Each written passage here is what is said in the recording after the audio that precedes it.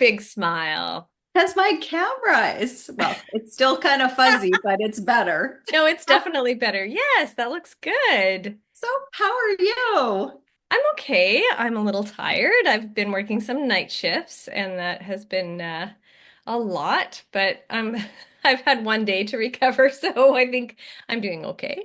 Good. But Oh, it's been a lot returning to my job, working night shifts and working 12-hour shifts after having worked in a clinic for the last year and a half. So yeah, it's a big change, but I that's bet. Well, good. mad respect to you and all the other first responders, nurses, doctors, paramedics, firefighters, police, everybody that's on the front lines of helping so many people. Seriously, mad respect and thank you for all the work that you do and all those that work with you and around you as well. It's definitely not for the faint of heart. It's And a real team, a real good interdisciplinary team, and I'm so grateful for everybody that I work with. And yeah, everyone that you mentioned also, definitely so much respect to everybody who, especially people who do it full time. I'm doing it part time, and it really does wear on you to yeah, work these long shifts, these emotionally draining shifts, and just the kind of work that all the healthcare providers, first responders do. It turns out to kind of hit home a lot and take some recovery time, not just I bet. physically, but And emotionally and there mentally. and really there are no days off. You guys are on 24/7. There's healthcare doesn't stop. The Needs the to need never stops. The So need never stops. Yeah. yeah, Yes. yeah. I'm very, very fortunate that I have been able to kind of like walk out the door and leave it all behind me most times, not always, but most times. And I'm really grateful that I have kind of trained my brain to be able to do that. But nevertheless, we move on Two, to, uh, we're in season two. This is we our are in second season two. episode of season two. That's four. Season two. And we are trying our new format of not recording our intro until just before we air the show because we don't want to be well, we don't want everything to be so dated. This particular episode we recorded back in November, and it was wonderful. We had Oh, the privilege of speaking with our lovely Alina from season 5 of the Great Canadian Baking Show, and oh, it was great. I'm so yeah, and excited to see this. I just love her so much. Like what I really appreciate about Alina is not only is she incredibly talented and skilled and really pure perfection, but she has got to be the most generous, wonderful, gracious person, so supportive. Yeah. She's just such a wonderful person inside and out. Yeah. And we're so lucky to know her and so lucky to have her support for our Baking Scraps Mhm. podcast. Yeah, she's really enthusiastic about it, and she was very excited to come on. And I think you guys will all really enjoy this interview and this little insight into a little bit more of Alina's personality because she's got a lot of it, and we sure love her to pieces. So, We sure do. all right, well, here we go. Please, everybody, welcome Alina Fintineanu. Hope I pronounced it right. Oh, Hi. Hi, oh, how are you? oh my God. It's so nice to finally see you, ladies. I had my little kitty here. I've got a kitten that's on loan for the next 5 days, and he was sitting here so nicely. And I think maybe my voice is just too loud because he's rubbing his face on the laptop. It's so cute. It's so lovely to see you both, and I'm so glad that we were able to finally connect. And I'm sorry it took me as long as it did to schedule it, but here we No are. No problem. apology. No apologies required. We know you are so busy. And again, the time change and where you live, Yeah. where we live, it's a little tricky with logistics. So we were so thrilled that we were finally able to make it work for your schedule. And yeah, so happy to have a conversation with you today. Oh And my I've God, got so am I. And it's you guys have been just super fans. If I were to think of two super fans of the show, it would be you guys. Yeah, I would think so. That's probably a very good way to describe us, especially for season 5. We really, Mhm. we have quite a soft spot in our hearts for season 5. And yeah, I may be a little biased, but I will say the same. yeah, yeah. Oh, seriously, we were just talking about it before you came on, and it really is one of the best seasons in terms of just the whole group of people that Mhm. were assembled for season 5. All the personalities, the skill level was next level, probably the best up until that point of just all of the bakers were so strong, and anybody on any given day probably could have taken that cake plate as well. It was beautiful season, and the friendships. I mean, you could see those strong attachments between all of you. It was just wonderful, wonderful TV. I mean, Uh, Vincent and Steve are pretty much married now. yeah, So pretty much. It's so true. it really is. They're But like to be fair, yeah. best buddies. But everybody in that season was just amazing, and we have Yeah. so loved following you since then. And Hmm. I'm so thrilled. all your amazing accomplishments. Like you are truly a Renaissance woman. It's just Oh, astounding to me when I look at all the things that you have done and all the things that you do. And then you manage to look like this amazingly beautiful, perfect, gorgeous woman. I don't want to say Barbie doll because that makes it sound like you are empty-headed, which you absolutely are not. You are so beautiful. And then you accomplish all these amazing things at the same time. So hats off to you. oh Right? God. I wish that were the case and I could believe that in my own head, but it's always my own demons inside make me think that nothing I do is ever enough. So Oh. it's nice hearing that from other people because I'm always like, oh, I'm still not doing enough. I still have to do more. So thank you. I really appreciate that. And I kind of don't mind being called Barbie because it's up to you to add Okay. in the brain part, right? So Oh my goodness. Well, For and sure. we know that it's not just that you have brains and beauty, but you also have heart because you and I have Mhm. conversed several times over the last few years. And it just, yeah, you have a special place in my heart. I'm so happy to be chatting with you today. well, Yeah. so both of you ladies, honestly, the day that I see you both in the tent will be, I don't drink, but I might crack open a bottle of champagne just for that. You both deserve it so much. And what I really admire about both of you ladies is that you're so perseverant and so passionate about getting on the show. And I think it's just a matter of time, really. And, maybe we'll talk about the whole casting process at some point, but sometimes it's about so much more than are you a good baker or not? Because you both Mhm. are exceptional bakers. It's about, demographics and everything like that. There's so many things that come into play. But I think if there's anything that I can say that would be encouraging to you both is that every year that passes, you get better and better. And when, it's not if, it's when you inevitably get onto the show, you will do that much better for all the extra practice that you got. Oh, thank No, you. Yeah, you're that's so such a good sweet. way to look at it, and it's good reminder for us because I think every year with the casting process we get our hopes up and then it's, I don't want to say let down, but you have that sense of They're disappointment crushed. Our again. dreams are crushed every season. Let's be honest. Sense of Let's call a sense of spade a spade. disappointment. Exactly. Let's not Yeah. let's not mince words here. It's Dreams. hard, Okay. Devastating. honestly. Yeah. I'm just kidding. So No, every it year is. when It our is. dreams are crushed, but we can remind ourselves, okay, well, this is another opportunity for another year of baking, of learning, of gaining that knowledge and skill. And I mean, I know that I'm so much better now than I was Mhm. 5 years ago or when Yeah. I first applied, which was now 6 years ago, 6 seasons ago. I haven't applied every season since, but yeah, and I wouldn't have been ready. I don't even feel ready now, but one of these days, I It's feel probably like like it will the thing happen. with kids, like you'll never be fully ready until you actually do it kind of thing. Yeah, that's so So true. true. That's so Yeah. true. But I That see is so your true. progress on Instagram, like for both of you ladies, and it's just like the things that you make are outstanding and just get increasingly better. Also, Lisa, I still don't know how you're able to figure out the bakes so quickly. Like, Right? how are the ideas just like waiting and rolling in your head, and then they put out the brief and you already know what you're doing? Like, it's just like, Yeah, oh my I know. God. I'm in awe. you guys. Oh, Yes. stop.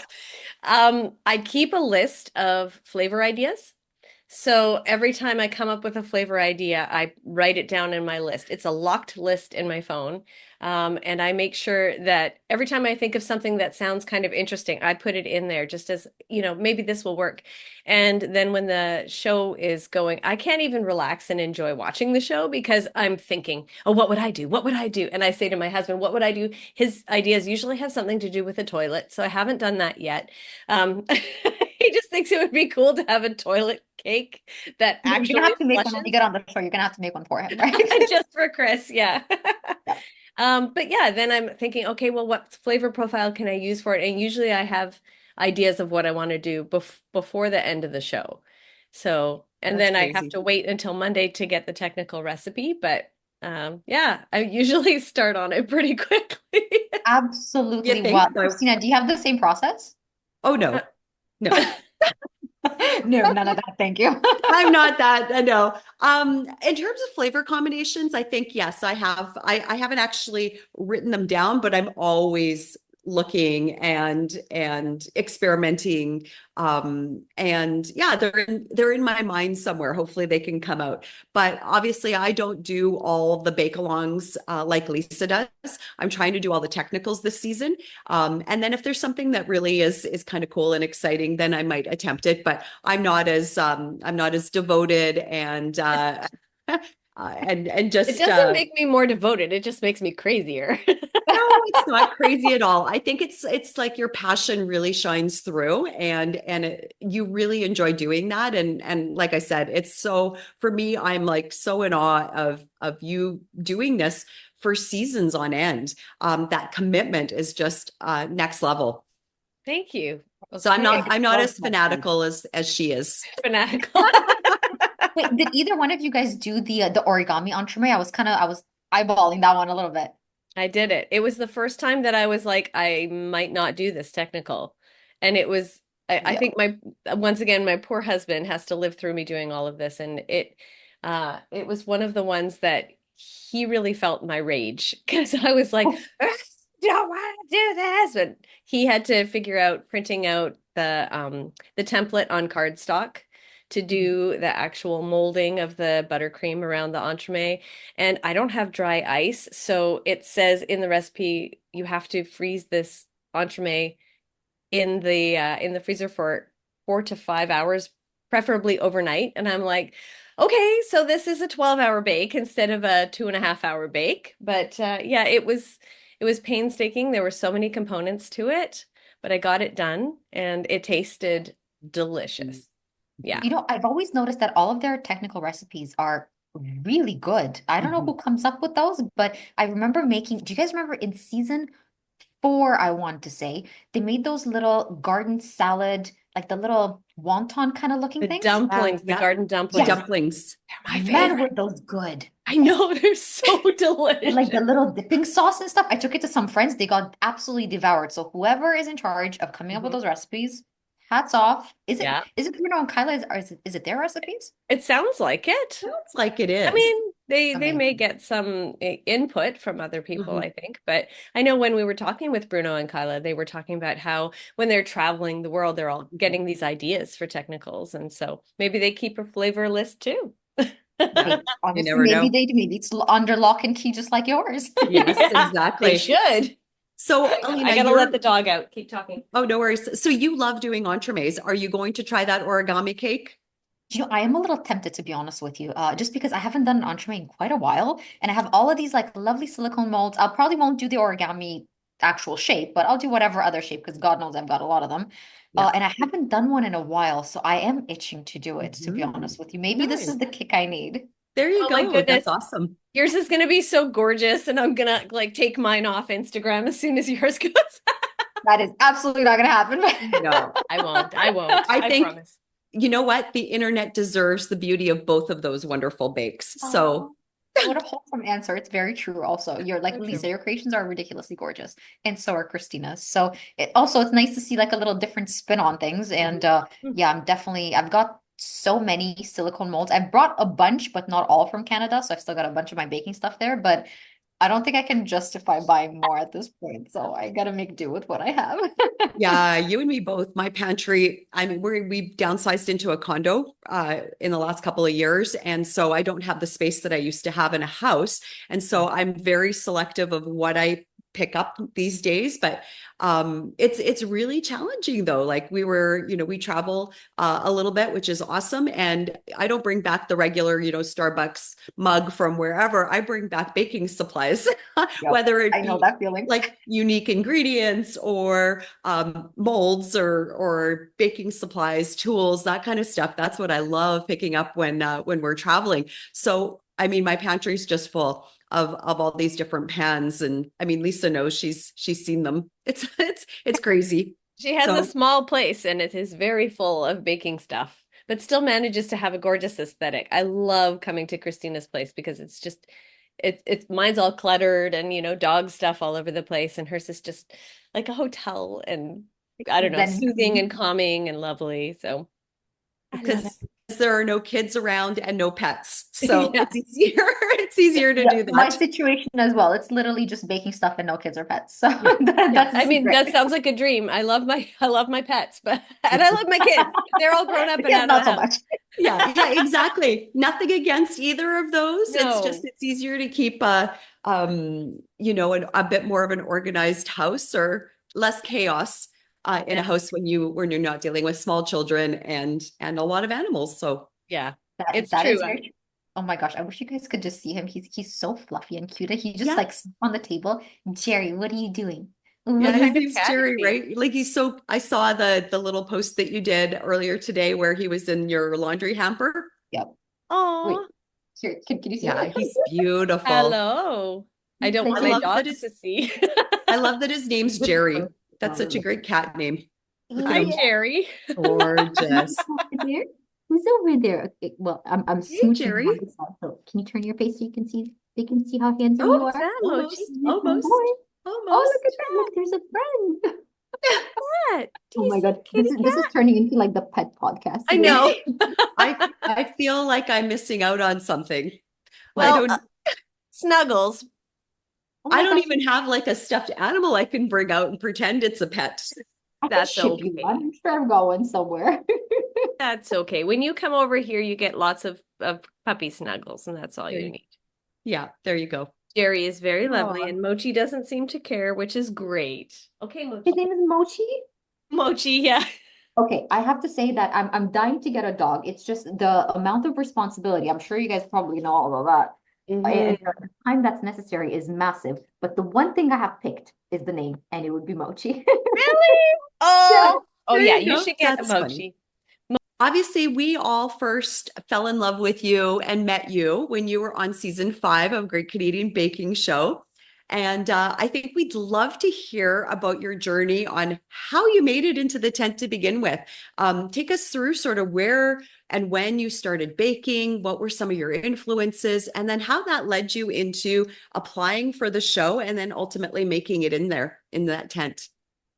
So it's the whole journey, and honestly, it's been a whammy of ones. So I started baking when I was about 7 years old with my mom in the kitchen, back in Romania, which is where I am right now.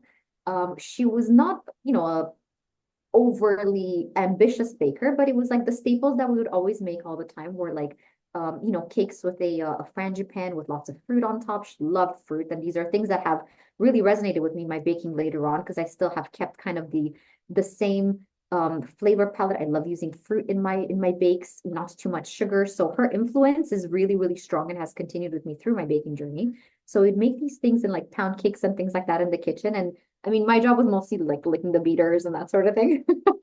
But it was just really nice spending time together with her in the kitchen. And when I got to my teenage years, I kind of continued on and on. We had moved to Canada by this point. So I started baking more Canadian bakes, making little apple pies and tarts and trying things that are more signature bakes in Canada versus Europe, which is very, very different. And baking for me became something that was a hobby that also kind of frustrated and relaxed me in equal parts because, and I keep telling people this, and they seem to not believe me, but I don't have any actual innate talent for baking. Like I wasn't born with like a whisk in my hand or that sort of thing. I will mess up any recipe you give me, which is why I did so stellar on the technicals. I will mess it up in every single way possible until I make every mistake you can imagine, and then I learn. So nothing comes innately of like, oh, I have a feeling that this has to go like this. No, no, I will mess it up for you. I promise. So it's one of those things that I like the whole process of learning from mistakes. And I mean, a lot of life seems to be that way. You learn a lot more from the things you mess up than the things that go right. But the good thing is that I feel like I've messed up all the recipes in so many ways that now I'm much more confident for it. So it was equal parts frustrating and relaxing when things would not go right, but either way, something would come out of the kitchen. And then when I got into studying dentistry, it was such a stressful time for me. There were so many exams and things going on that baking was kind of the release of like, I messed this up today, but I'm gonna make some cookies and it's gonna make me feel a lot better. A little And something it's not sweet. very great, but Yeah, a little something sweet always makes it a little bit better, doesn't it? it really, really does. So it was either I would go for a long drive somewhere or I would bake something, and it was probably baking something. And thankfully, my parents were indulgent in the sense that they would, as long as I cleaned up the kitchen, I would do more or less whatever I wanted. And when the pandemic hit, just like everybody else, I started watching a lot more baking shows. I started doing more adventurous bakes. And having watched obviously the Great Canadian Baking Show for a long time, I don't even know who was that gave me the idea, or maybe just from watching it of like, maybe I could try to get on the show and see what happens. And How this was hard could it be? how, yeah, right. Yeah, the whole. And this was at the point where they were auditioning for season 4. And I thought, you know what? Let me just send an audition and see what happens and kind of like gauge where I'm at level wise and that sort of thing. So I did. Had some pictures of my work and everything like that. Oh gosh, I think they're trying some construction. Anyways, um, and I sent in my video and I waited, and oh, Jerry. Whoa. Oh, hi, Hello, Jerry. Jerry. flying on my laptop now, and I got the Full, booby now. full Sorry, cat I will face, right? switch him out of the way. He's in the way. Yes, so I thought I would apply for season 4 and see what happens. And I did. And I didn't even get a call back. Like nothing, not even the first stage or anything like that. So Radio it was silence. radio silence, nothing at all. So I was like, wow, I am clearly, Jerry, no muffin. I am clearly like way out of my element here. It became clear to me that I was nowhere near the level that I needed to be to even be vaguely considered to be onto the show. And the type of person I am, if you tell me that I can't do something, you bet I'm going to do You're going to prove it. everybody wrong. It's like when you hear the word no, it just like lights a fire under your bum. Yeah. And that's when I want to do it that much more. So I was like, okay, you know what? They didn't even call me for season 4. So for a whole year until season 5 gets casted, I'm going to bake as much as I possibly can, and learn all the crazy things I possibly can. And I'm going to try it again, and I'm going to get on the show. And for a whole year during the pandemic, the timing was really, really great. I started making like laminated doughs, and that's when I started making the entremets because I had never made one before that, and all sorts of like crazier and crazier things. And I started looking on Instagram a lot more for inspiration. And I did things that I had never attempted before because I was kind of stuck in my rut of like, the typical home bakes that, tick off a lot of the, seasonal events and everything like that in your life. So I didn't really have the motive to try making like entremets and mirror glazes and everything like that. But now I had a reason to, because I had to prove that I was good enough to be on the show. And I applied for season 5.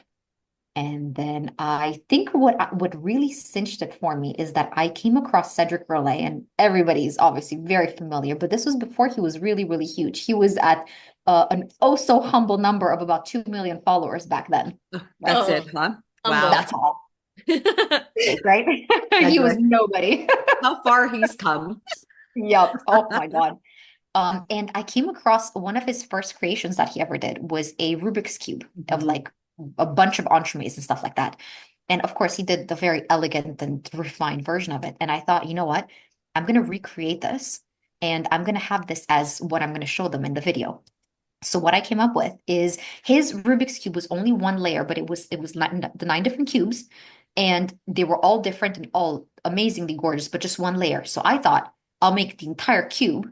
So I made a stacked 3-layer cube with tempered chocolate discs that would like rotate and stuff. Obviously not like this, but they would rotate sideways. Yeah. And they had 9 different flavors, and some were like coated, some were glazed, and I just tried to stick as many techniques as I could into that and as much variety and creativity as I could. And I also did like this whole plaster mold of my own hands that were like positioned kind of like, imagine my head as a cube. So it was like this, Wow. as if you were playing with the cube Yeah. kind of thing. That's So Okay, my amazing. hands, right? Yeah. that's ambitious. Yeah. I thought I'd have to like, clearly I had to knock it out of the park to get on this darn show because my little apple pies weren't cutting it. I'd So say you probably caught their attention in a very, very big way, I presenting think that something might have like done that. it. So if there's anything that probably helped get me on the show or cinched it for me, it was going all out with my Cedric Rollet Rubik's Cube. So here we are. Nice. There Wow. you go. And the rest is history. The rest Yeah. is, yeah. The rest is history. I think you kind of have a bit of a history for ambitious bakes. Like you probably look at something and think, how can I make this the most stunning and the most appealing and exciting that it possibly can be? And then sometimes are forced to kind of pull it back a little bit. Because I'm talking about when you did Cookie Week. And for the icebox cookies, you and I were chatting about it. And I think that you had planned to do an entire like why don't you tell us what your Oh my, original plan was for that? oh, I'm getting like the shakes just thinking about Okay, Cookie Week sorry and to going bring it to up. Icebox. Do you want me to just cut this? No. No, honestly, if you ask anybody from our season, I think the icebox cookies are the ones where we all lost our hair. Yeah. Because I just remember at one point sobbing on my bathroom floor and Oh, being like, I can't do this. It's not possible. But I'm just, it's kind of my downfall in a way. And also, maybe it's a good and a bad thing at the same time that exactly like you said, Lisa, I get fixated on an idea that I think this is going to be fantastic. And then I think ultimately I lost sight of the reality of I've only got 2.5 hours to make this work. yeah. Yeah. So my original idea, I mean, I had several, but what I was going to do is I was going to make Mario out of individual strands of dough and Mario, like 8-bit Mario from like back in the day. 8-bit basically means that it was like 256 bits inside the picture of Mario. So I had 256 pieces of dough that I would lay out. And then when you cut it, it was, I know it's like Lisa and Christina, Insane. honestly, Insane.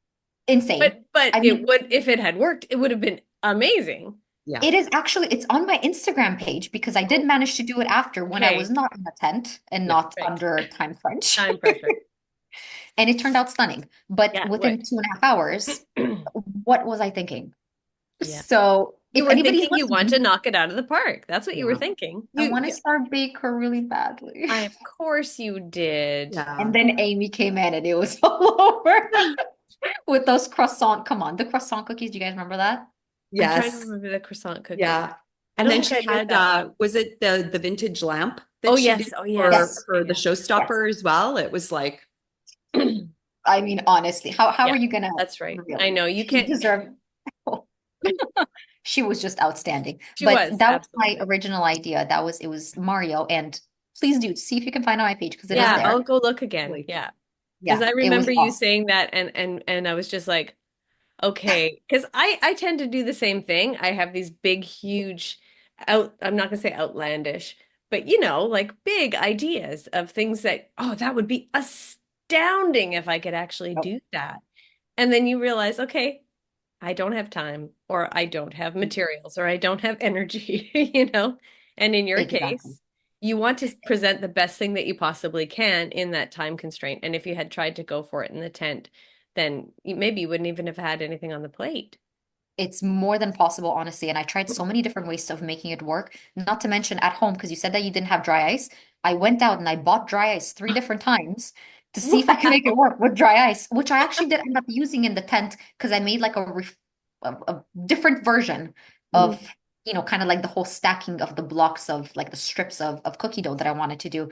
But I really tried it in every single way and it was just not possible. The other issue that I came into is that licensing is a thing for Oh, TV. So yes, of yes, course. using the image of Mario without was a no. Nintendo's go ahead, not Yeah, possible. actually, that's true. That's a big one. Yeah. But That, but it that's would have another been. thing that you have to think about that you can't just use willy-nilly whoever's picture you want. Hmm. Um, Another idea that I actually had was to do the portrait of John Lennon, like the Imagine portrait that's in New York. Yes, yeah, Yes. Thought that yeah. would be very beautiful, but same issue, licensing. Yeah. Yeah. So It's unfortunate because recreating those type of iconic characters or pictures is like it's always stunning when people manage to actually get across the essence of what that original image is. Mhm. Right. So it's sad that we can't actually do that. There are certain limitations, unfortunately, and our own, like, there are limitations we have to place on ourselves because of, like you said, Lisa, the realization that you've only got so much time or ingredients or whatever. And there's also some that are placed from TV and the environment that we're in. So you have to kind of keep things in perspective in multiple ways when you think of what you want to do in a tent and what actually comes out. You have to kind of tweak your vision quite a bit. Yeah.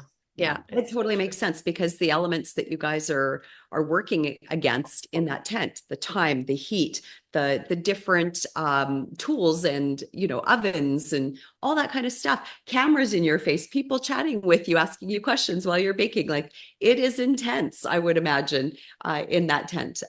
So Sharing for fridge anybody, space and freezer space with other bakers. right? Yeah, all of those. Thankfully, the fridge and freezer space. So sorry, Christina. That one is designated and whatnot, but you also don't factor for the fact that there's a bunch of other people there that are going to open and close the fridge because they need Yes. to, and then the temperature is going to change, and your things will Mhm. not chill as fast as you would think they would. And Yeah. everything that you mentioned, Christina, every single one of those things is a factor. All of it is different. Plus your own nerves and anxiety, and the fact that somehow when people are watching, things don't turn out the way they did 10 times in your own kitchen at home. Yeah. So, Yeah, for sure. Yeah.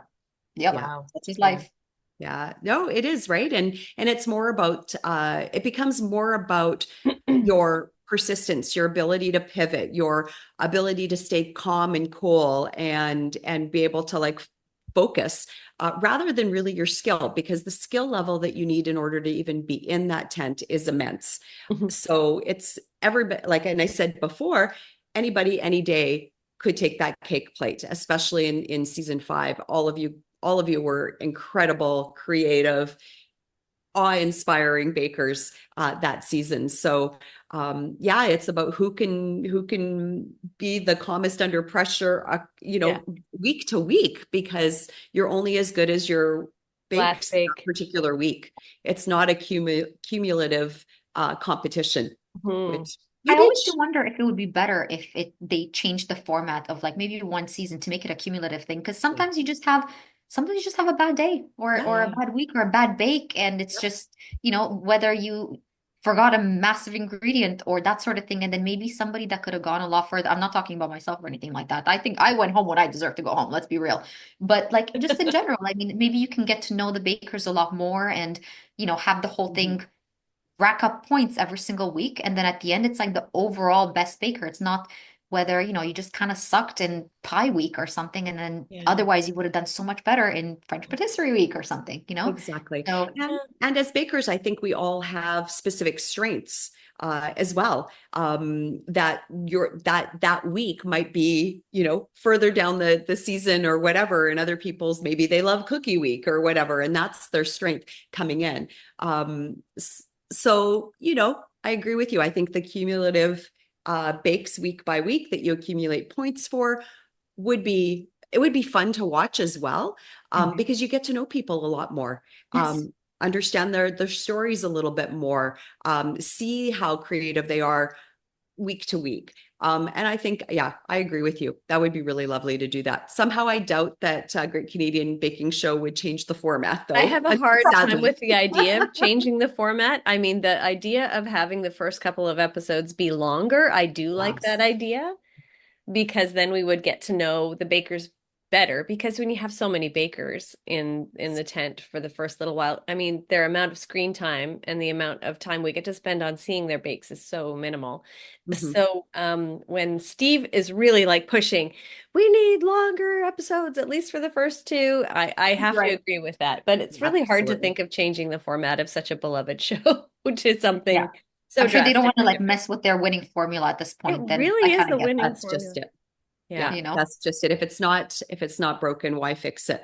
Yeah. There Yeah. you go. And clearly they're so many seasons in with no signs of stopping anytime soon. And God, I hope they don't because it's an amazing show. Yep. So I It love really, if it. it's really working is. for them, why stop now?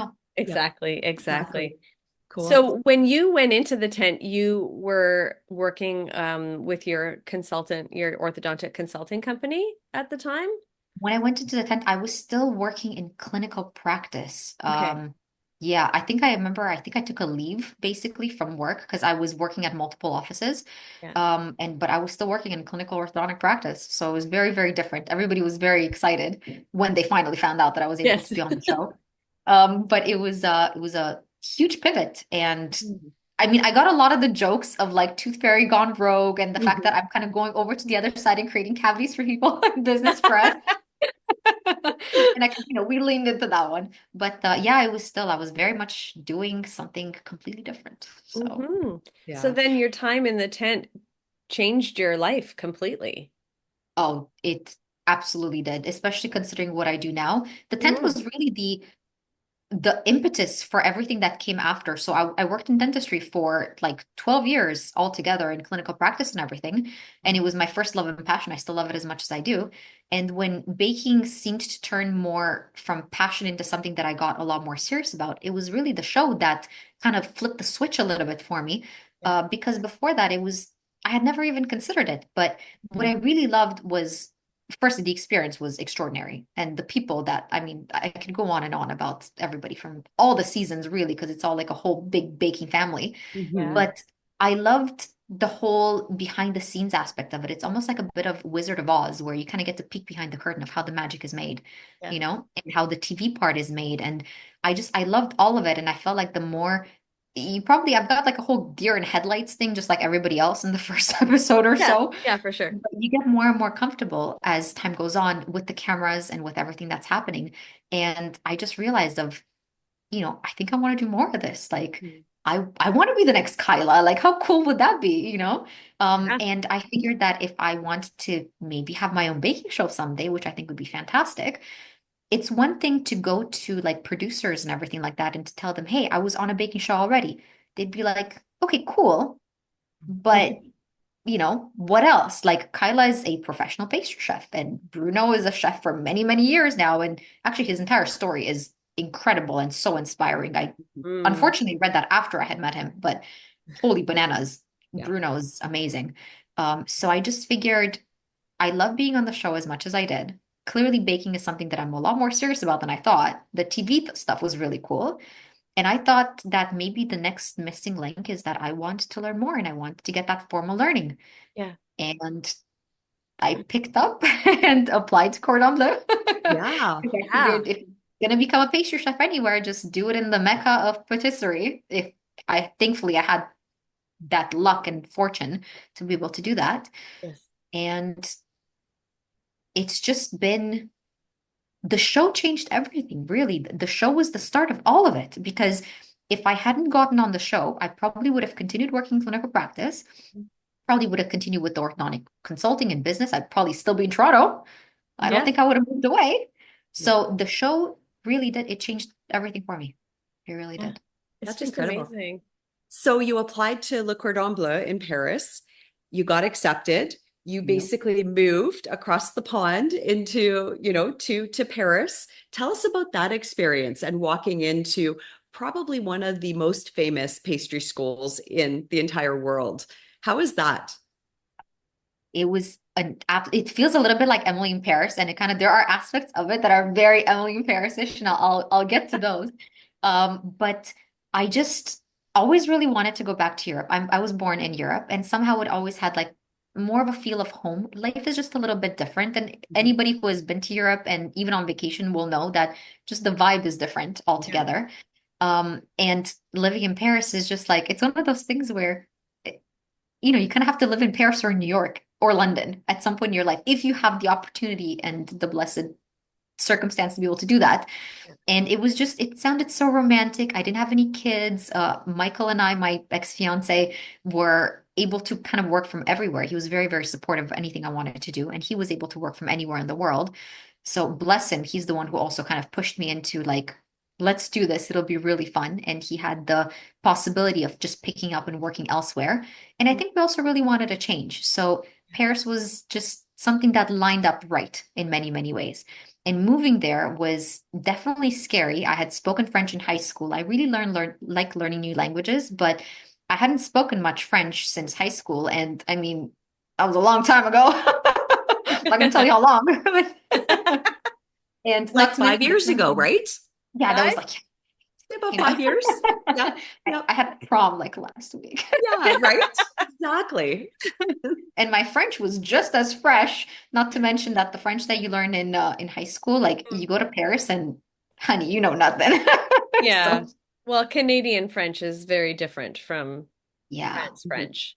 Yeah, not to mention, I mean, it was just 5 years ago, but you know. Yeah. I So you mean, still had you've a done little bit so of that much in the freshness. meantime, you can forget all the language, right? There you go. There you go. So it was a little scary in that sense. I think one of the surprising things, speaking of the French, was that not as many people in Paris spoke English as I would have expected. So Oh. I would say about 30 to 40% of people spoke English. Mhm. Not that many. So you had to kind of like figure it out. Thankfully, I figured if I'm moving to Paris, I love learning as much as I can. So I forced myself to learn as much French as I could. And I think I got quite far with it. I'm comfortable in saying that I can speak French now. Um, but just moving there was definitely a scary challenge. It was a lot more comforting knowing that Michael was with me, so I wasn't alone. Yeah. And it just felt like a great big adventure. I didn't exactly know what was going to happen after, but just getting to be there, it was even like the first day I was overcome by emotions so often because I just realized where I was, the history of the place, that Mhm. I'm in Paris. I get to do this extraordinary thing to become a chef at Le Cordon Bleu Paris, like the flagship that started everything. So it really weighed so intensely upon me where I was, how blessed of an opportunity it was. And I cherished every second that I was there, the good days, the bad days, everything in between. I would have frequent demonstration classes, especially at the beginning, where I would watch the chefs do the recipes and work their magic. And it just, I think I cried on several occasions in class. I tried to be cool about it, but like, my God, how beautiful it is to see someone work with such mastery Mhm. and people who have like generations of pastry chefs in their family and the privilege of learning from them. Yeah. And I just felt like my passion for baking grew every single day that I was there. It was so extraordinary. I'm going to pause here because I'm sure you have more. I could talk about it so long. So, Oh, we No, love it. it's all We good. love You to can, hear about it. Yeah, to yeah, hear you can. the passion when you're talking about it. And I can imagine the overwhelm, like that, Yeah. just like almost like a feeling of nostalgia in a way, even though it's not like nostalgic for you, but it's just that seeing somebody do something that they're really, really good at and then recognizing all the history behind it. It's the same as being anywhere in Europe. You feel so much history there compared to in Canada. And so, yeah, I think that I can 100% imagine how you felt being there. And I'm so excited for you that you had that opportunity. Yeah, oh, it absolutely. And I'm life sure you changing. weren't the only one who was probably overcome with that emotion because that is such a huge step for anybody to take to and to be in such a prestigious mecca of a pastry school. I mean, how could you not be overwhelmed by emotion walking into the place, watching all of that artistry come to life, and then being able to then create it yourself? That must have been such a cool experience for you and a wonderful one. And obviously, it's leapfrogged you into so many other fantastic opportunities while you've been there. How long was the program at Le Cordon Bleu? So the program was 6 months, which was very, very, very accelerated. And it was split into three different modules. It was basic, intermediate, and superior pastry.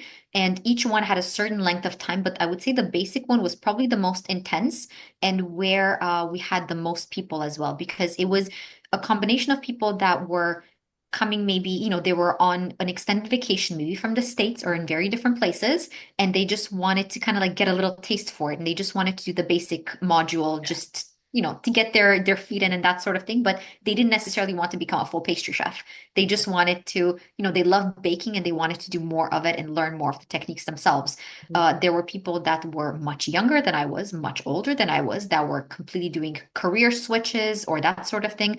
I think one of the extraordinary things was getting to meet people from all over the world because Cordon Bleu has locations in many, many countries, Mhm. but people are still drawn to the flagship and to the experience of living in Paris while you're studying this. It's very Emily in Paris, almost a better plot in my opinion than Emily in Paris, So I many was just marketing thinking that. companies.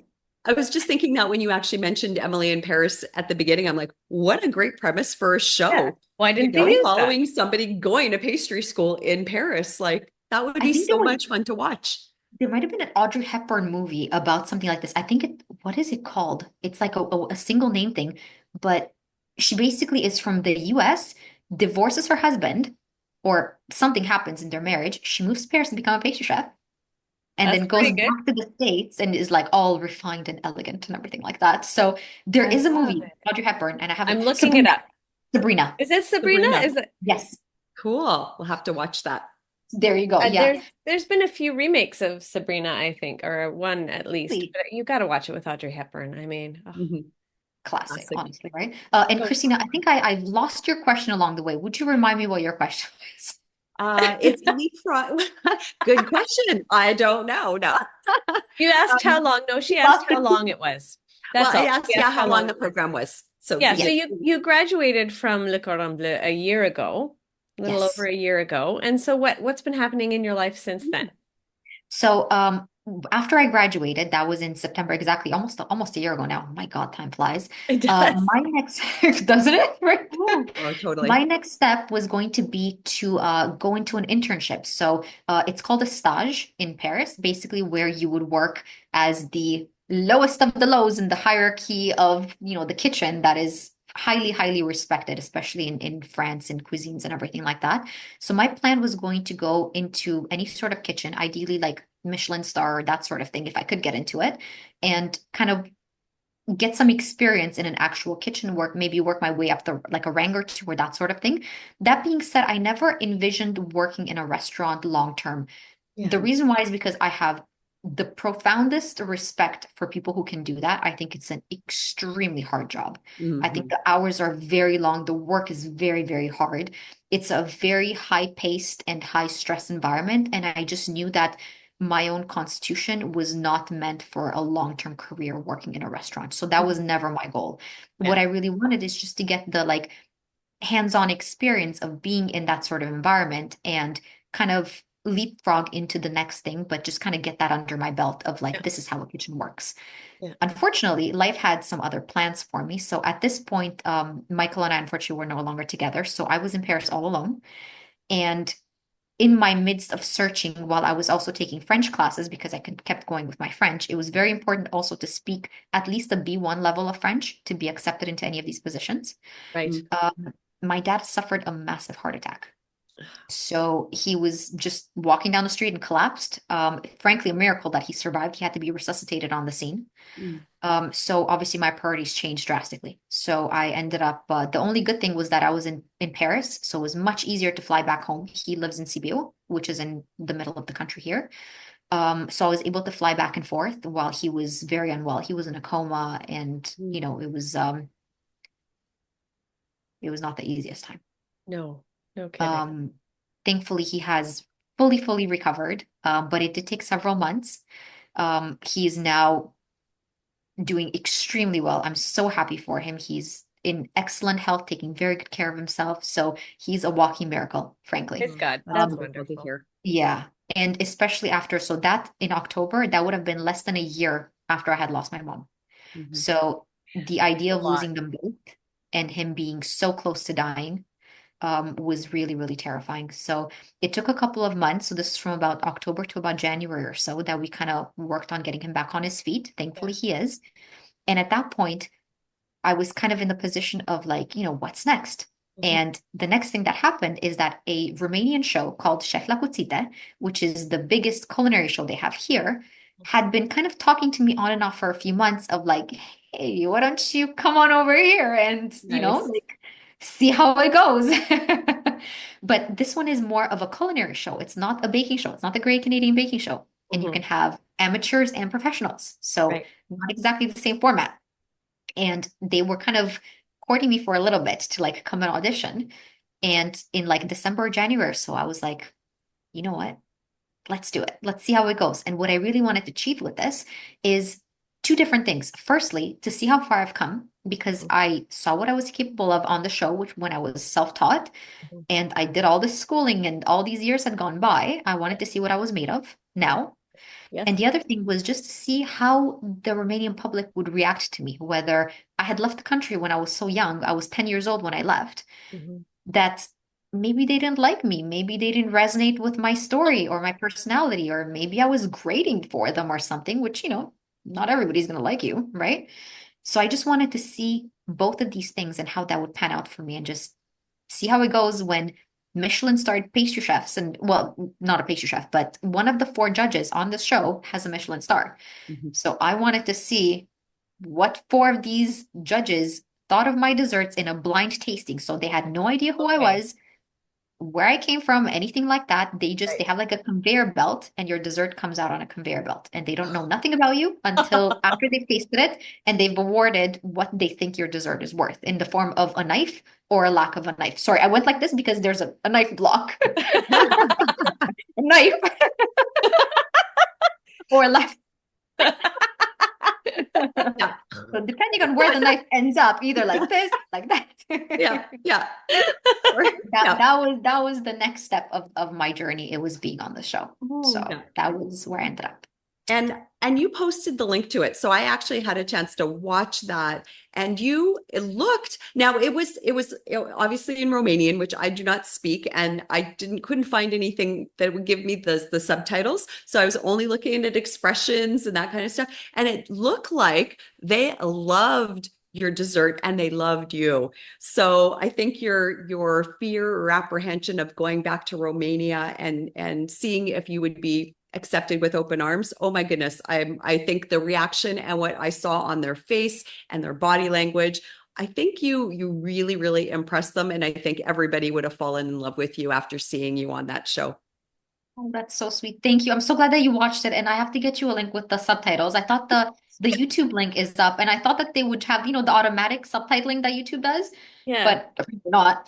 Or But if the it was possible that maybe they were available and my technically challenged self did not find that option to do the We're subtitles. So old then I'll ladies double now. check again. We're trying to figure out the tech.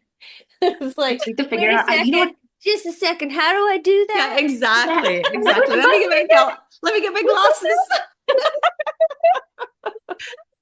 It's Yeah, like, the yeah, two of us I together is a feel it. bad thing. But I feel like you're right though, because I think you're not the only one who told me that the subtitles were not available. So I don't think it's just you. Oh, Hmm. But thank just God. hear that they're not like, I mean, AI has come so far. You can fake our faces on all sorts of things. Can't you It's translate a darn thing? terrifying. Terrifying. Yeah. Yeah, it kind of is, honestly. Yeah, it really Um, is. Yeah. but thankfully, you're right, Christina. Honestly, it went so well.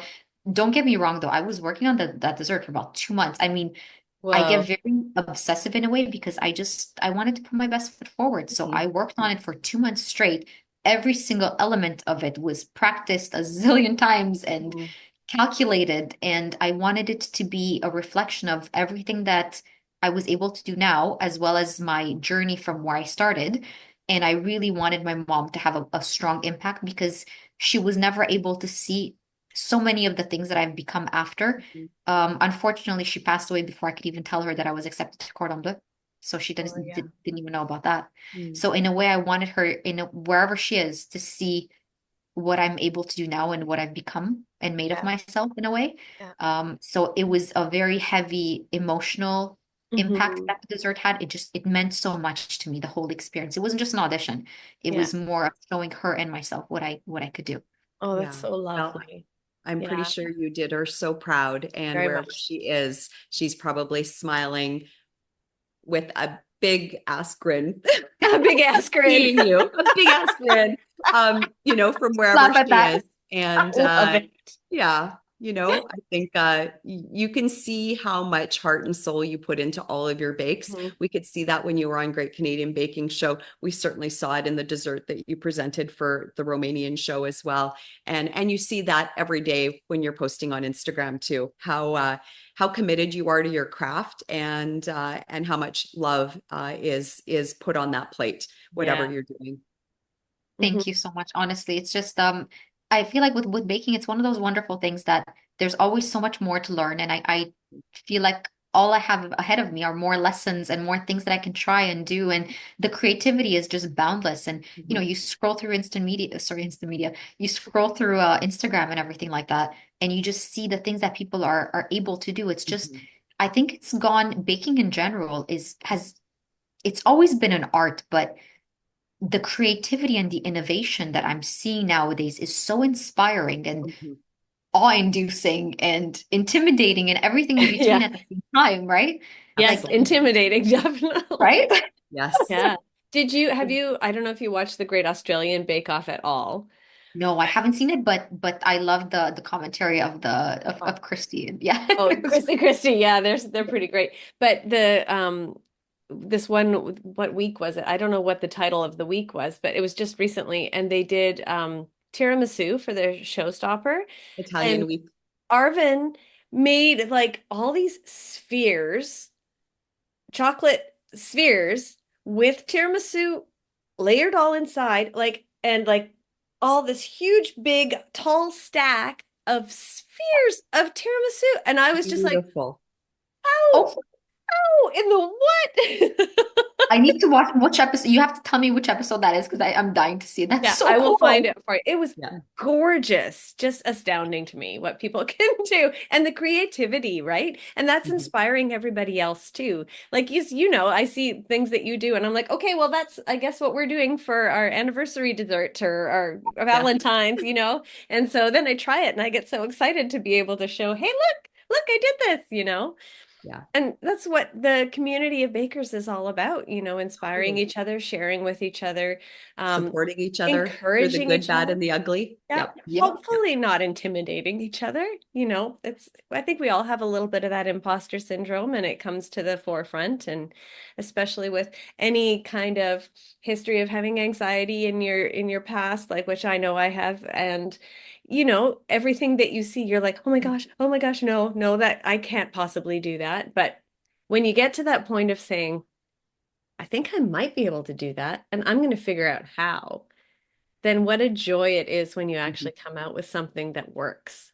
Absolutely. You really start to believe so much more in yourself. And that was, I think that was one of my biggest takeaways of the entire journey from having started off in the tent where everything was so terrifying and intimidating. And I was just thinking about how am I going to get this done?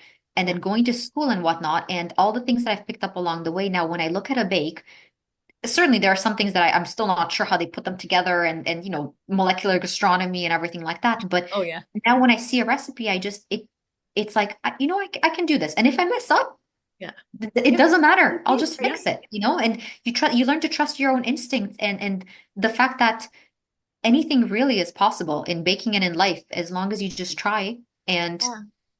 you just have to give it Absolutely. a shot and do your best and learn from your mistakes. And Such wow, a this good is like, motto. thank you Yeah. for And coming to have my some fun podcast. along the way, right? Be able to laugh at yourself and have that fun along the way. Cause I think that's the biggest takeaway, I think, for a lot of bakers, especially people starting out, because it can be Mm. maybe a little bit intimidating when you see all of these crazy bakes that people are Mhm. doing. And but the most important thing is get in there and then just try and explore and practice. And you know, Inspire someone else. you can totally do it. You can totally do Exactly. it. And everybody started like Absolutely. nobody started off as a Michelin starred chef. Like we all started, you know, learning and making mistakes and messing up. So it's not like anybody was born like, you know, like we No, said, with a whisk in their hand or something. So, you exactly. know, it's just it's all a process and it's about enjoying the process and learning from every step along the way. And, Yeah. you know, it's so encouraging when you finally get to a point where you're like, you know what, I can do these things. I Yeah, can do anything exactly. really. So Yeah. it's just a matter of willingness and effort. So Amazing. That's amazing. So Yeah. what's next for you, Alina? my gosh. I know So you I got would, lots of irons in the fire. Can you share with us what where we can expect to see We you didn't even next? talk about chess oh yeah. Oh my gosh. I haven't had a chance to play with anybody in so long. If you have anybody willing to play chess, and send them to Romania. send Yeah. them to me. Exactly. Yes. In terms of irons in the fire, I've got a bit of a bittersweet answer, and I'm going to try to go with the whole honesty situation here. So, I'm at a point in my life where I'm not entirely sure the direction that I'm heading. And the reason for that is because I moved here about 4 months ago to Bucharest. This is not where I'm originally from. My entire family is in Sibiu, my sister is about to move back to Cebu, further away from me in about a week or so. So, in a sense, I don't have the connections and the ties that I might have had in Toronto. So, I'm in a very, I know I was born here, but it's still a very foreign place to me because I Mhm. don't know the city all that well and I don't have very many friends yet. It's not the Yeah. easiest to make friends. Life here is also quite different. So I don't know the things that maybe would have worked business wise in Canada or in Paris might not work here and the other way around. So it's a bit of a learning curve of trying to figure out what would be successful here. What can I bring here that would work specifically for the place where I'm at? I do foresee staying here for the long run. I would say there's not like the next, I've moved a lot recently and God, I'm tired of it. So Yeah. That's I really want to stay put and like call a place home. So for the last several months or so, I've been kind of toying with different ideas of like exploring the market, exploring my own skills and my creativity and what I think I can bring to the table that doesn't already exist here, finding my little niche and carving my place in it, that sort of thing, Yeah. which is not the easiest thing. And it's also for your, not so much for your ego, but for your confidence, because it's kind of like you're knocking on all these doors and they're not all going to open. Some will crack open and then it's not what you thought it was going to be. Mhm. Some are a little bit of a shock of things that you never really expected in terms like of like bureaucracy or things that are and are not allowed here. For instance, let me give you a great example that I'm faced with right now. You are not allowed to have a home bakery in Romania like you would in Toronto. In Toronto, you can make cakes and things at home. Here, Yeah. you absolutely cannot. And there are so many inspections and things that you need to check off of boxes and government requirements. And you need basically, I need to have a place, a laboratory to make any sort of Wow. desserts. And in order to do that, you need to invest a whole bunch of money. Everything Um, needs to be up to code. It's upwards of, I spoke to somebody today, at least 50 to 100,000 euros just to even get something put together. And you're kind of putting your eggs into the basket of this massive investment. And then what if you come out on the other side and nobody wants what you're selling, or the hours are not what you expected because you're waking up at 2 in the morning now to make croissants? yeah. Or, it's just the market is saturated. So there's so many in terms of, I've kind of snowballed this into like, I would like to start a patisserie, and it's not as easy as I hoped it would be. Right. Yes. It's Fair actually enough. rather terrifying. Oh. It really, Yeah. really is. The other things that I'm also looking into is thankfully after being on the cooking show that I was on here, I was able to sign with the biggest talent and marketing agency that there is in Romania and in Eastern Europe. It's called Global Talent United, which was a really, really big thing for me because their job is to find me partnerships, which is really great. Yeah. So you might have noticed one recently on Instagram. There's a couple more videos coming for it. These are really, really great. So I love partnering with brands. I did this in Canada as well. So I'm continuing it in Romania too. But it's also a matter of, people don't know me here because I've Yeah. only just moved. So of trying to put out as much content as I can, you would have noticed my page has switched into Romanian a Yeah. lot. Yes. A Yes. lot more Yes. Romanian. Yeah. But I'm trying to do the subtitles to kind of like keep Yes. both a little bit happy. Yeah. So the partnerships is still something that I'm very much still doing. I also think this is something that I'm just very, very recently, as in like today, exploring, maybe doing workshops and master classes for baking, which I think would be very, Yes. very fun. I Yeah. love teaching, and I think I can explain things in a way that is simple to understand. Mhm. And I love interacting with people and sharing baking joy. So that's something that I would certainly look into. And I would still very, very much like my own baking show. I don't know how that's going to come around. I think I don't know what I imagined that somebody would just come and plop one in my lap. You never know. I mean, Never know. Manifest it, No. Alina. yeah, just Just manifest it. You can do it. Netflix, Netflix, Right?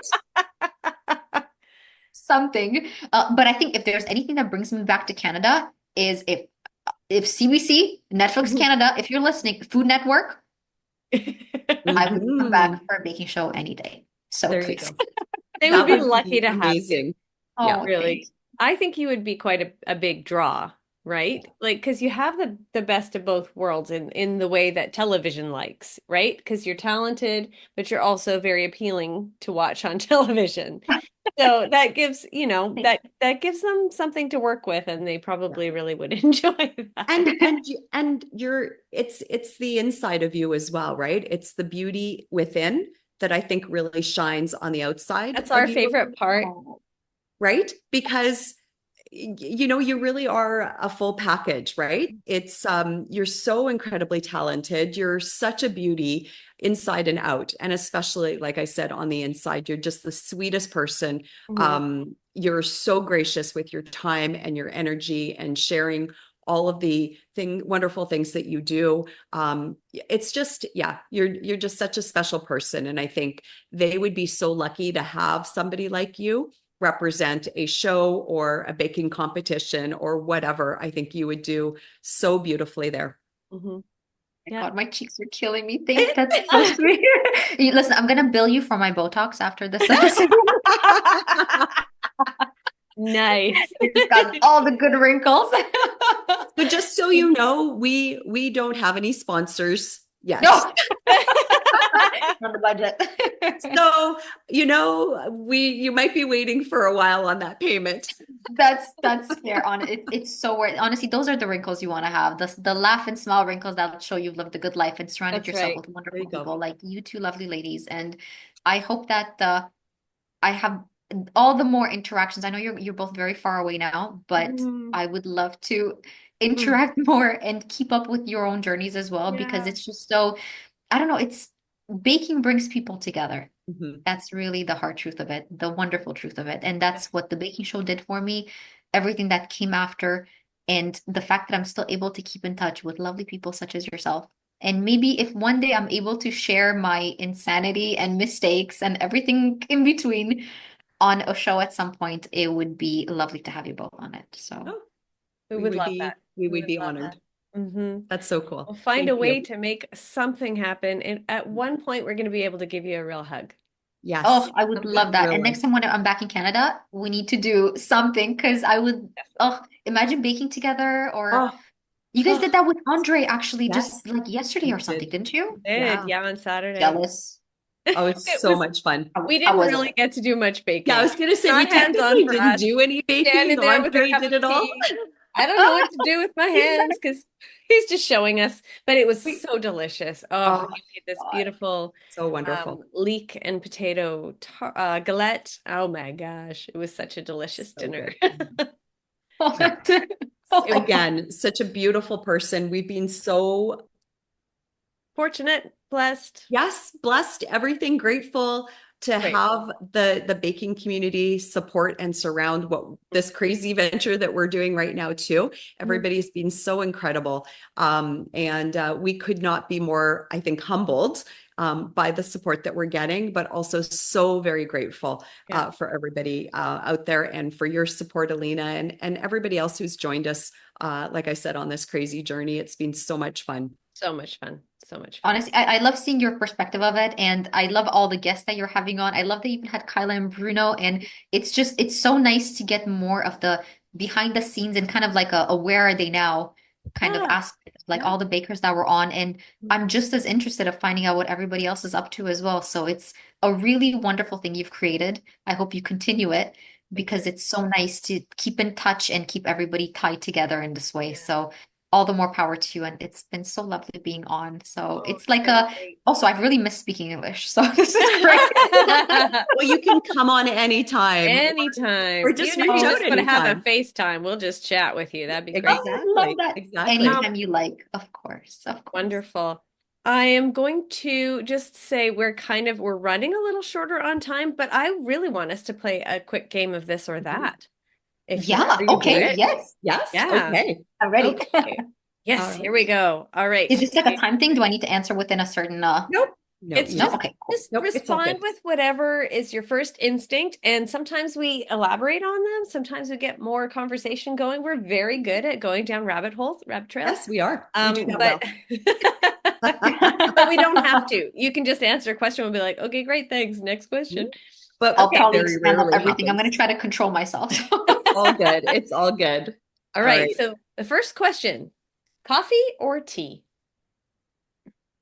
Wow, I'm already stumped. Well, the reason why is because I've never really been a coffee drinker, but it's my favorite part of the morning when I kind of like collect my thoughts of like what I'm doing for the day.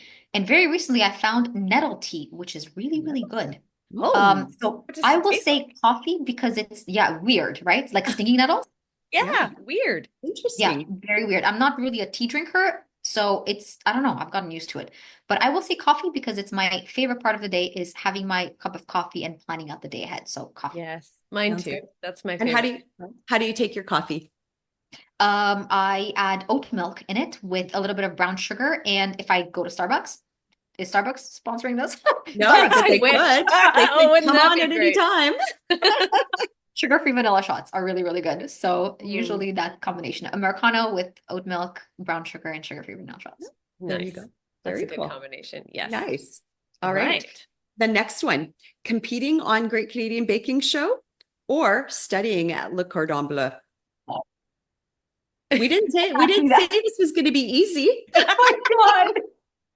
It's like two wonderful things. Oh my God. How do I even compare that? As in like experience. Oh my gosh. Or maybe look at it from if you had to do one again. That was Okay. exactly what I was going to say, Christina. You are really in my head. Okay. Here's a question. If I choose hypothetically competing again, do I get to compete with the knowledge I have now, or just doing the whole thing exactly as it was then? I think you can interpret it any way that you would like, because Let's obviously it would say be if you had to do it again Right. now. Things now. would So go a lot that better would for be with me. all of your wisdom. Although I don't think you would qualify for No. participating in Great Canadian Baking Show anyway. But let's say you could. Let's say they change the rules. Would you do it again? Or I would you go would. back and do additional studies at Le Cordon Bleu? I think I would do it again because I just want to see how different the experience would be now. Like, I Mhm. mean, setting aside the rules and everything, because you Yeah. cannot be a pastry chef or have formal Yes. training in order to be Yes. on the show. I think I'd love to do it again. The whole experience too was amazing. I'd probably get to meet a whole bunch more of Mhm. fantastic bakers. Mhm. Yeah, I think I'd want to do that again. Yeah. Yeah, Oh, I love Very totally. cool. it. Yeah, that works for me. Okay, chess or baking? Oh my God, you guys have you're really nailing the questions. Good Baking. job, I Christina. would say baking. Yeah. Baking? Yes. Yes, baking. Just because I feel like there's even with chess, there's always so much more to learn and whatnot, but there's more like intense concentration bordering on stress Right. rather than intense concentration with a whole lot of pleasure mixed in. So chess for me is like a focused Hmm. state, Hmm. and it has to have a finite end to it because you just can't. Fun fact, I played chess once, and this was in like an actual competition when I was playing competitively, and it was such an intense game that I remember having like a droplet of sweat running down my face of like from Wow. concentration, not sweat of like heat, Yeah. but it was Yeah. like that's how focused you need to be, and baking is very much like that too, but it's the more relaxed version of it. Yeah. Yeah. And it's funny that you say that, because even when you were talking about chess just now, you could see that intent focus that you had when you were speaking about it. Like you could just feel the stress when you were saying that. It was crazy. Yeah. It was so wild to watch that. It's so accurate. This is how you look at that, the like you're like this the entire time, just Yeah. concentrating. So it's just Wow. it's so different. So baking, definitely Yeah. baking. Yeah. Baking's pretty Sounds good. great. And then at the end of the bake, you always have something lovely to eat too.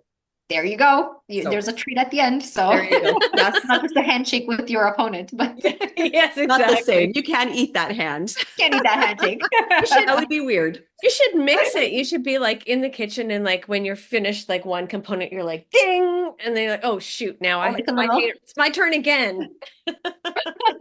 yeah, it's like a whole timed thing. Yeah, you probably could do something like that, or like a Pavlovian response of like you Right. finish a certain task and you like ding a bell and you get a snack. Yeah. There you go. I like that. That'll I be like your that. baking show. There you go. Right. There's ideas. The chess Oh. baking championship. I love it. All right. Next one. Sweet or savory bakes? Sweet, always. I have a massive, massive sweet tooth. I think I would live a very happy life. I've made this joke so many times, it's getting really old, but I would live a happy life eating baguettes and chocolate and nothing else. Yeah. I've So, never noticed that you like baguettes, Selena. oh, yeah, not at all.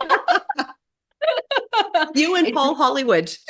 oh my God, he's my spirit animal. in human form, I guess, whatever that would be. My spirit human. My spirit human, yes. So How definitely do you sweet. maintain then if you love this stuff and you have such a sweet tooth? I mean, you're just gorgeous. Thank you. That's so sweet. Well, shall I reveal all the secrets? It's Thank only you. what you want to reveal. It's up to you. Oh no, it's I'm not secretive about it whatsoever. I actually made like a joke reel about this too, because I get asked this all the time of like how do you stay slim? Yeah. And the answer in the video holds true. I exercise a lot. Mhm. More so now than I ever did. It's something that's really helping with my mental health because Yes. it's been a bit up and down, I would say, because of all the changes in my life. Mhm. So I got into it very intensely about actually in February of this year. It's Mhm. something that I really, really enjoy. Also discipline, not so exciting that one, Yeah. but I just kind of like It's a my hard fridge work. is full right now, and I know if I can't have my cake and eat it too, I gotta I gotta Yeah. pace myself. I also have very happy friends and family, so anything that I Yes. make, I try to get rid of as soon as humanly possible because if it's there too long, especially if it's got chocolate, Mm. I will probably eat it. Like, Right. oh my God. Genetics. I Mm-hmm. have to Yep. call it what it is. I have good, like fortunate genes. Thank you for my mom. Yes. And also, I'm not a doctor. This is not medical advice. Intermittent fasting. Oh, I see. I, Okay. I do that. I do that quite a bit. Not as religious as I probably should be with it. But all of these things. Okay. Nice. Noted. This Yes. extra 40 pounds that suddenly came on in perimenopause is just like it's plaguing me. And I'm like, my discipline has gone down the toilet because I've got so many other things going on at all times that I'm just like, I would rather sit here and eat chips and just relax because I have a moment to relax, but I'm gonna get back into it. So, Sometimes you have to, and plus it's like all the hormones and everything like that. There are things that are just, out of your control and it's yeah, just your body acting the way it will. So, yeah, yeah, I think we have to just all be kind of more gentle with ourselves in a way too. And absolutely. Yeah. I think a little bit overly focused as well on the number on the scale. Another Mhm. trick is I don't own a scale. So That I is a would good trick. advise don't own a scale because I would Totally just good get trick. fixated on the number. Yeah. So There are yeah, much better things in life to fixate on, that's for sure. agreed. Absolutely. Absolutely. How you feel it is so much more important than the Yes, number that shows up. exactly. Well, speaking of chocolate, Mhm. white, milk, dark, or another kind of chocolate? Milk, always, always Mhm. milk. However, when you said another kind of chocolate, there's one that immediately came to mind. So as a general blanket term, milk chocolate I can eat. You know, I gotta tell you something funny. So I've told you that I'm not a drinker, right? Yeah. There are many reasons, but do you guys have those experiences when you were like 21 and you were finally able to drink legally, so you probably had a little bit too much from peer pressure and everything else. So obviously I had some of those nights as well when I was young and stupid. And now I can't even smell alcohol without getting like nauseated. Like I cannot stomach it whatsoever. I hate it. This does not seem to hold true with chocolate. And I wish it did. There is no limit of chocolate I can eat. Like I was like, why does this not work the same way where you can eat a pound of chocolate in one sitting or 5 pounds if you're ambitious and then never be able to eat it again? Does not apply. No, it I've doesn't. tried. And Maybe you it's a always special think gene that you have. Have you ever had as much like so much chocolate that you can never have it again? It's never worked for me. I could always have more. Hmm. it's really not a good thing to test because you will No. continually eat more and more.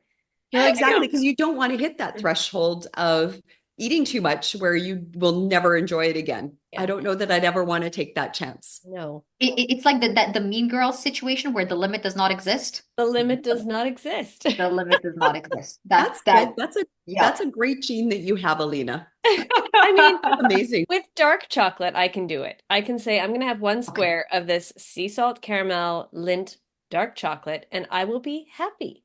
And I can do that with dark chocolate. But when I pass the Purdy's fundraiser at the hospital where I work and buy a milk chocolate bar for $4 and say I'm going to have one square of that, I will eat the entire bar. Hmm. Yep. Yeah, you just see, I think it's the milk chocolate of it that it doesn't have the bitterness and it's Mhm. just It's sweet and smooth indulgent and and delicious. creamy and But if Mm. you ask me, Lisa, about the different kinds of chocolate as well. So milk generally I can eat until the cows turn Yes. I was gonna say until the cows turn blue. which That's would never I think that happen. was like So it's actually an appropriate answer. Until the cows come home or until something turns blue. I don't even know where I was I going don't with know that what turns blue, but I like until that. Yeah. yeah, Until we're the just gonna cows roll turn with blue that. is our new, it's our The new cows phrase. turn blue works for me. I love it. Until the cows turn blue. But there is one kind of chocolate that is my all-time favorite. Have you guys ever had caramelized white chocolate? Oh, it's so good. Gold Okay, chocolate. Valrhona makes one that's called Dulce. Breaks Yes. the budget, but Yes. As Yeah, does all chocolate these days. well, oh Rona yeah. especially. Yeah.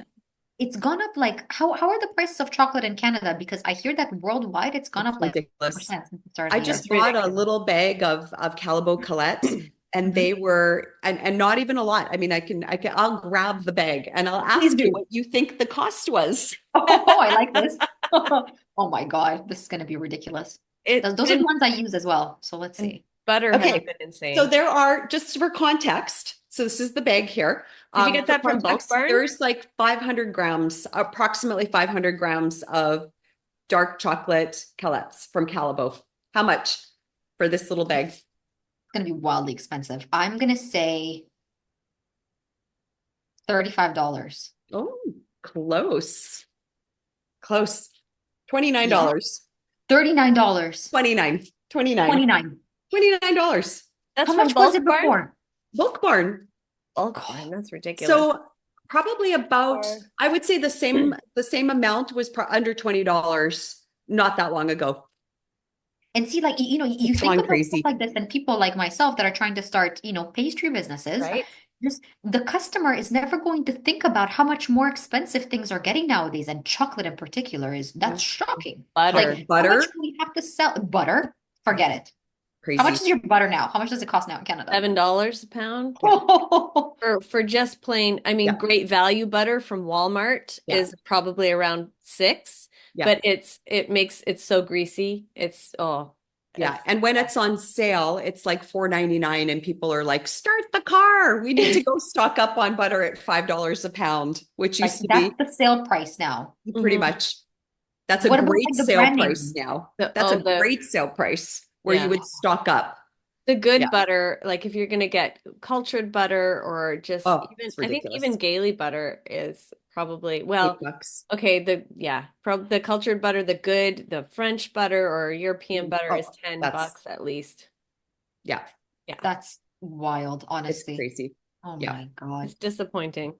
Let's move on to something more Let's interesting. move on Yes. to something less depressing. Less depressing. Yeah. The price of food. So, signature, technical, or showstopper? What was your favorite bake in the tent? Well, definitely not technical, I can I tell you was that just much. gonna say, she won't say technical. Although No. you actually did really well with those pirouette cookies, which seem to be most Everyone's people's downfall. nemesis. Bless you. I don't know how because I had never made them before. I don't know how that my fingertips were suffering. I remember Mhm. that. That was not a good time for the fingers. But that was it must have just been a fluke to be honest with you because I had never made those before and technicals, like I said, faced with a brand new recipe of something I've never seen or heard of before, Mhm. I will not do so hot. Right. So if I were to pick, I would say probably the showstoppers because there's enough time that you can pull out all the stops to some extent, you know, regardless of the whole weather and everything like that, all the other limitations. Mhm. And you can really kind of flex your creativity muscle and make something that's really, really special. Whereas in a signature, you're still a little bit limited by the time and Mhm. the time that it's going to take to fully bake something through. In the showstopper, most things will be baked through in the time that you've got, about 4 hours or so. Mhm. So you're not so much concerned about things being baked through as you are about the whole creativity and the innovation and the idea behind it. And I think you're able to show a lot more of what you can do with many Mhm. different techniques and elements. So the showstopper, I would say. Showstopper. Love it. All right. Well, I think we kind of touched on this when we were chatting earlier, but living in Canada or living in Romania? Wow, this is really it's a tough one because there are certain things that I really miss about Canada. Yeah. Certain Us. comforts and Bulk Barn and you guys, yes. I started with Bulk Barn, but you guys. Bulk barn's good. And we understand bulk barn would, We do would be a understand. priority. It's real high. It's real high. There ain't no bulk barn here. So I really miss that. Just knowing where I can find everything and the comfort of Canada. And there are certain things that I didn't realize I was kind of taking for granted that I had there. Of course, all the people that I've had to leave behind and family and well, not so much family now because everybody's here now. But I would say as new as Romania is and as lonely as I feel sometimes in Bucharest, especially now because it's very, very new to me and I am very much alone. I think Romania it can be the start of something very new and different and exciting. There are certain things about Canada that I certainly don't miss, like the weather. That's fair. Whereas in Romania, especially in Bucharest, it's been an amazing summer. Like it's been really fantastic. So I'm excited about the prospect of Romania, of being closer to my family, about living in Europe where everything is so much more, attainable distance-wise, and you can travel much more easily. The culture of it, which we've touched upon a fair bit, I would say is very different. So certainly I'm excited for the future. I do miss Canada, but 22 years was a good amount of time. Yeah, that's a great answer. Wonderful. Yeah, Fabulous. that's wonderful. Morning or late night baking sessions? Always late night baking sessions. My favorite time to bake is certainly not in the morning because I'm not really a early bird. But at night, especially when it gets quiet and dark, I'm quite notorious for this one. It's like 1, 2 in the morning, 3 in the morning. That's when I do my best baking because it feels like the whole world is asleep. And I just have my music playing. And one of my favorite things to listen to is a composer and pianist called Ludovico Einaudi. I got to go to one of his concerts in France this summer and it was fantastic. So I have my music playing and I'm doing my thing and it's just calm and it's peaceful and things turn out a little bit better, I would say, because you're not reaching for your phone to text anybody and you're just focused and zen. And that's usually when my best and most creative work comes out. So for sure, late night baking always. Just like being in your little cocoon and just you know what? You're making it very appealing. I do tend to do a lot of my baking in the morning in my house coat, which is why there's no videos of it. Because I'm like, I don't want to have to put on makeup and take off my slippers. I forget to put on an apron. I'm just like baking in my house coat. Yours sounds like a much more relaxed and enjoyable way of doing it. I have to be honest, I'm always baking in my house coat as well when it's late night too. So no apron. I never wear an apron. Cristina, do you ever wear an apron when you're baking? Only when I'm doing a reel. Yeah. So I look like I'm a legit baker. But that's really hold cute. on the show. No, just kidding. But generally I usually do not wear an apron when I bake. Isn't that weird? Nobody wears an apron. Just the house coat is the apron. House coat, yes. All the time in my house coat. Yeah. And then even if I'm doing some reels, sometimes I'll have to make sure that my house coats are out of the way. Yes. They're way out of the way. So they're usually hiked way up. Nobody knows. I'm totally professional about this. Right? Exactly. Hey, we don't claim to be professional. My fuzzy robe?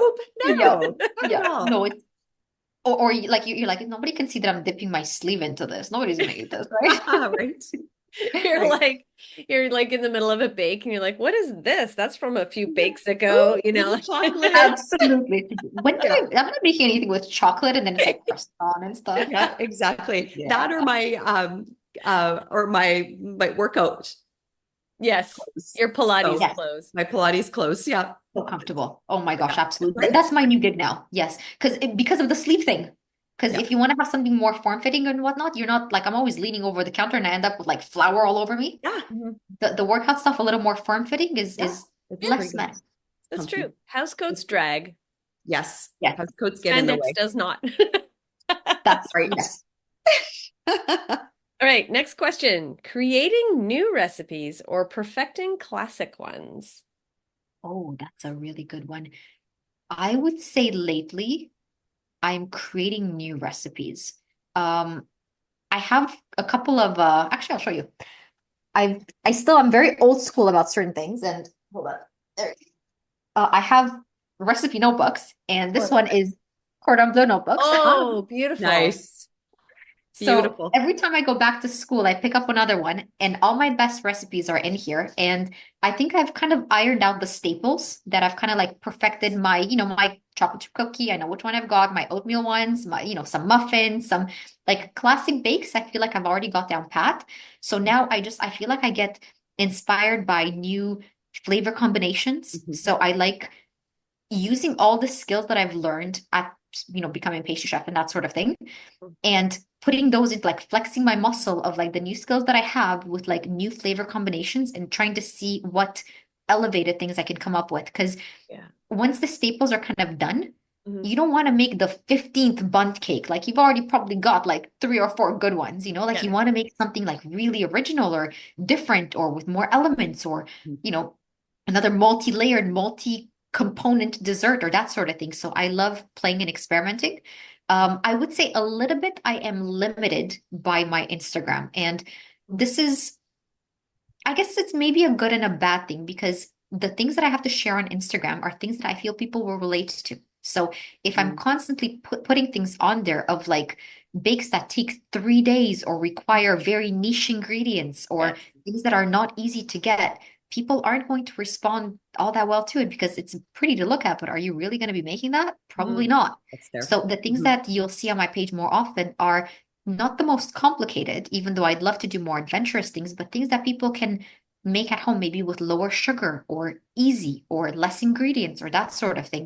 Yeah. So I do wish I could do more of the creative baking and the new recipes, which I really like, but I am a little limited on what the audience wants to see. Yeah. And my goal right now is to grow. So you Yeah. kind of have to integrate yourself within that. Yeah, that makes sense. Makes total sense. Yeah. Wonderful. Most important right. question. The The most last important question. Are you ready? I You think answered I this am. This before. is where there may be a little judgment. Drum Possible. roll. Okay, now hold on. Let me just Are you ready? It's all The fun stakes are going judgment. All right. Butter tarts. Oh, Raisins or no raisins? I'm trying to remember what I said on the show. You could have What did I changed say your on the mind. show? I changed Yeah, my you could have mind. changed your mind. So It I'm gonna, you know shocked what? her. I don't know what I said on the show, so maybe that's a good thing because it's like a whole new Yeah. like idea about it. I would say no raisins. I'm a fan of raisins in general, but in butter tarts, I would say stick some pecans in there. Yeah, Christina's a fan. She's happy. I'm with not, you. I'm still I'm not with you. judging. Yeah. But I just feel raisins just belong in other things. I just Mhm. wouldn't necessarily think of them on there. I would say like that a nutty twist is what I would add to butter tarts. Yeah. I haven't eaten all that many because I mean they're kind of calorie bombs. So and unfortunately once you eat one, you can't really stop at one. So I tend to just avoid that altogether if I can. But if I do, I would prefer them with walnuts or with Mhm. pecans. So something a Is little it pecans or crunchier. pecans? Something crunchy. Yep. Yes. Not necessarily the raisin, which so Right? no It raisin. goes smush. It goes Like, smushed and it already kind of goes smushed because you've got the tender pastry to begin with. You've got the nice soft filling. So you want to add something that'll add a textural component. And the raisins, not even flavor wise, if you imbibe them overnight in maybe some sort of juices or alcohol or that sort of thing. Okay, sure. Okay. But it's That's what I still like to do. I mean, I don't there, like like I butter can see it tarts there. generally, but if I'm using raisins in anything, I like to soak them in rum. Yes, absolutely. Also, I read or maybe when I was in school or it was recommended or something to always if you're using raisins in baking to always have them soaked in something because if they're dehydrated and you put them into anything, they will soak up the moisture from something and it's going to be from your brioche or from whatever you're going to put it and it's going to make it more dry. So Yeah. always soak your raisins. Yeah. Or don't use them at all. Or don't use them at all. Hard to have a I will cinnamon say raisin bagel without raisins. Raisin. true. Okay. So raisin in bread, cinnamon raisin bread, bagels. I am all good. English muffins, even cinnamon raisin, English muffin, that kind of stuff. Absolutely. Oatmeal raisin cookies. I'll even I'll give you a pass on that. Anything else? I don't know that you need them. Just saying. Okay. You know, you got me at the oatmeal raisin cookie because that's my non-negotiable. Like it's got to be in there. It's so good. Yeah. They work But well everything there. else. Yeah. You know what? I also like them in, but maybe this is more like a nostalgia thing. Do you guys like riz au lait, which is like rice pudding?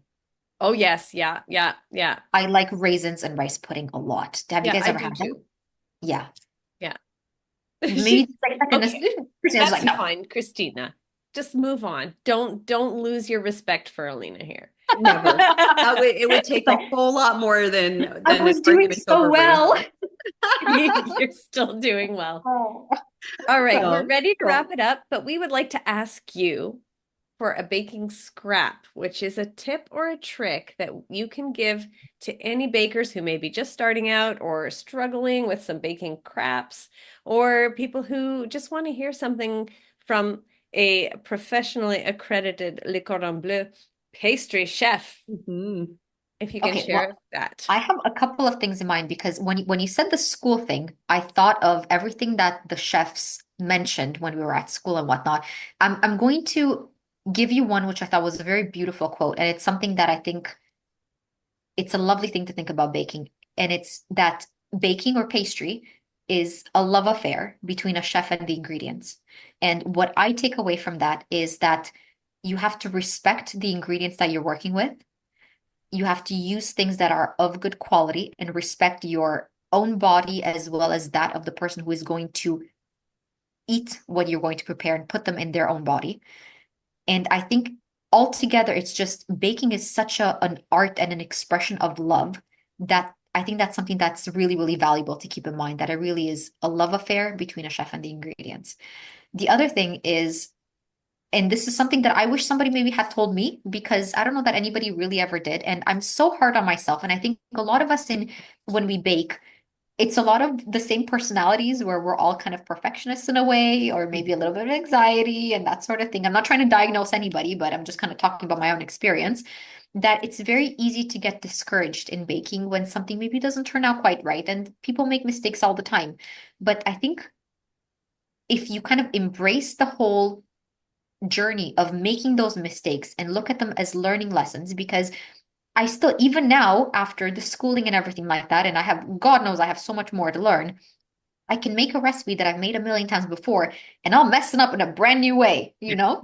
And I'll be like, have I learned nothing? Like, do I still not know what I'm doing? But the reality is that now I learned what happens if I do this, you know? Mhm. So that if it ever happens in the future, I'll be like, now I'll recognize, I'll give you a great example of it. I was making a cremel the other day, and every single time I make it again after a little while, and I have like this idea in mind of like, this is how you know when to stop right before it curdles the eggs, because once you've curdled the eggs, it's game over. Like Over. you can't bring it back from that, right? You've got an omelet, a really tasty omelet.